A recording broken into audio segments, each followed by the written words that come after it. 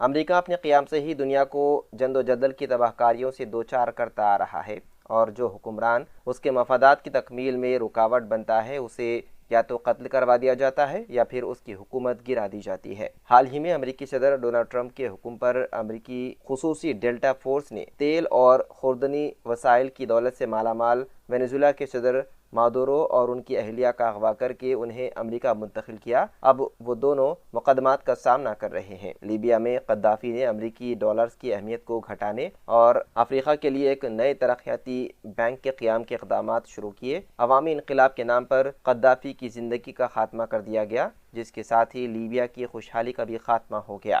وہیں عراق میں Saddam Hussein کو عراقی تیل کے ذخائر کے علاوہ انتباہی کے ہتھیاروں کی موجودگی سے متعلق سب سے بڑی جھوٹ کے ذریعے پھانسی کے تختے پر چڑھا دیا گیا، لیکن صدام حسین کی موت یقیناً شیر کی موت رہی۔ وہیں ویتنام میں صدر نیگو دین دائم اور ان کے بھائی نیگو دین ہو کو امریکی اجارداروں کو چیلنج کرنے کے نتیجے میں سزائے موت دی گئی۔ یہ بات نومبر 1963 کی ہے۔ دونوں کو امریکی حمایت یافتہ فوجی بغاوت کے دوران قتل کیا گیا۔ ایران میں تیل کے کمپنیوں کو نیشنلائزڈ کرنے پر وزیر اعظم محمد مصدق کی حکومت گرا دی گئی۔ وہیں گواٹے مالا میں صدر آربینز کو اقتدار سے بے دخل کر دیا گیا کیونکہ انہوں نے امریکی فارمز پر ٹیکس عائد کیے تھے۔